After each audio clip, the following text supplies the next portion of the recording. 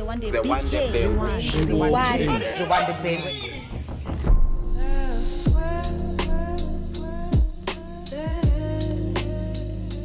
Sawubona and welcome to another episode of Poet Reacts. My name is Zewande BK Bhengu,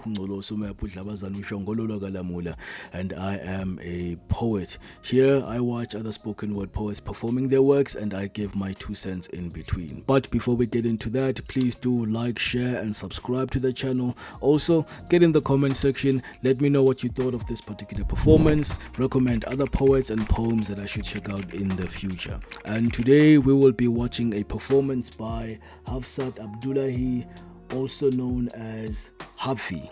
I think that's how you pronounce that, Havfy, or maybe it's a play on words on heavy.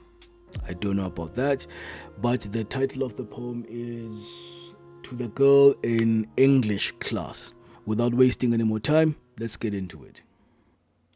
To the girl in English class, what is funny? What is hilarious about my painful attempt to communicate in a language that is not even my own?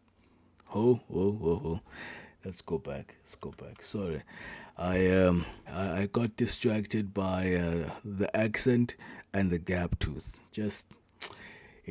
I too am a descendant of the gap teeth people, from my great grandmother to my great grandmother to my grandmother Omasioyo to my mother Omakandayo. So I can only imagine what her family tree looks like, the genealogy of that. Anyway, let's get into the poetry of it. To the girl in English class, what is funny? What is hilarious about my painful attempt to communicate in a language that is not even my own? See, this accent tells a story of survival. Tells how my Two things here. I think people who are native English speakers and only speak English and live in a world where English is the dominant language, they tend to look down upon people who are from places where English is not the dominant language. And when you are from a place where English is not your mother tongue or it's not the dominant language, your accent or how you speak English is influenced by your mother tongue. How you sound out words is informed by how you sound out words in that other language. The second thing is, history tells us that there was deliberate erasure of people. And whatever survived or whoever survived, we are descendants of those people. So when she says that her accent is a story of survival, it's backed up by that history. What is funny? What is hilarious about my painful attempt to communicate in a language that is not even my own? My painful attempt, right? It's not an attempt, it's a painful attempt. Because it's not just about reshaping the mouth and reshaping the tongue in order for you to speak English. There's a whole cerebral process that is involved in learning language. You may still think in your native language, but there's still the process of having to translate that in your head and then speaking. But also English is not the easiest language because it's a combination of multitude of languages. It's made maybe easy because it's popular, but in itself, it's not the easiest. And here she communicates that by saying painful attempt, because it can be quite a daunting task. See, this accent tells a story of survival. Tells how my mother tongue endured to this day, so I expect you treat my tongue with some respect. Every word, every syllable I utter comes from a riot within my mouth. Is a Every word comes from a riot within my mouth. I'm almost at war with myself, or at least at war with language. So I'm doing the best that I can here.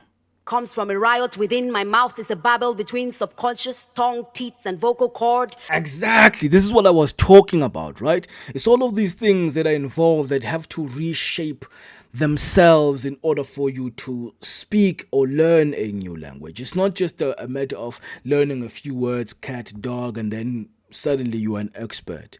But outside of speaking and being able to identify things and point out at nouns and verbs and all of those things, there's the expectation for you to assimilate by accent as well. So in a way, they say, forget yourself, forget your natural accent. Forget where you come from. Speak this language and speak it like this. Tongue, teeth, and vocal cord. So excuse you if my speech does not suit you. So this speech. She's got these rhymes that come in once in a while, right? She was talking about respect and expect and excuse you and suit you. I think it kind of gives the mid parts some rhythm and some flow, but it's not something that she uses all the time. The kind of little lights and sparks every now and again. So excuse you if my speech does not suit you. So this speech comes from the slaughterhouse I call a mouth. See, my mouth is a... The slaughterhouse I call a mouth. In the process of learning, there is a butchering that also happens. And that's in service of the reshaping that we were talking about. It goes back to when she was also talking about her mouth as a riot. My speech does not suit you. So this speech comes from the slaughterhouse I call a mouth. See, my mouth is a battlefield. A clash of uneven cultures. Riot, slaughterhouse, battlefield. These are all things that describe a sense of conflict where something must give way for the other to stand. A clash of uneven cultures, warring for dominance. See, my tongue is a traumatized survivor. Lost in this alien fluency. See, this accent is how I find my way home.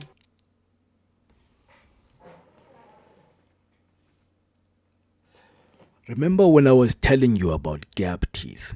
This accent is how I find my way home. This accent ties me to my people. When I go home, I belong. So it tells a story of genealogy and geography and history and dissension. You see, this accent is how I find my way home. How I say idikpi without biting my tongue. See, my tongue... How you say what? See, this accent is how I find my way home. Yeah. How I say idikpi. I think that's a word in her native language. I don't know what that means, obviously. Without biting my tongue. See, my tongue is forever at war with itself, forever fighting to decolonize itself, fighting to lose and regain itself. Yeah, you're constantly in the state of trying to sound how you are expected to sound, but also wanting to sound like yourself or what comes naturally to you. Fighting to lose and regain itself all at the same time, so cut me some slack. I will not be ashamed nor refrain from saying my name, and no, I will not apologize. So I will not be ashamed or refrain from saying my name. See, those rhymes there, the refrain and the saying would be the same pair, and then the shame and the name would be another pair. So she would have done an internal rhyme between outer rhymes or end rhymes. I will not be ashamed nor refrain from saying my name, and no, I will not apologize for my mother's legacy. For there is no... I will not apologize for my genealogy. I will not apologize for my family tree, because I am a result of all those things. Apologize for my mother's legacy. For there is no dignity in denying my identity. So to the girl in English class... There's nothing to be gained when you deny yourself. So to the girl in English class, it's about time you learn my own language too. Yeah. This poem is not the most layered. It speaks to the intended audience, I feel. But on top of that, it's also quite short and gets to the point very quickly. Doesn't waste a lot of time trying to provide too much context. And that to me speaks back to the time we're in, right? This TikTok age where a 1-minute poem can get passed around in TikToks and Reels and YouTube Shorts much further and much faster as opposed to a 5-minute poem about the same topic. I'm seeing a lot more short poems. The older poems are much longer. They're like 3 minutes, 5 minutes, 6 minutes, right? Whereas now they're a lot more 1.5-minute poems. And I'm not sure whether that's a good thing or a bad thing. It's just the fact of things. But yeah, man, thank you for watching. Please don't forget to like, share and subscribe, and of course leave a comment down below. Let me know what your thoughts are on this poem. Also recommend a poet or a poem I should be watching in future videos. Otherwise, see you next time.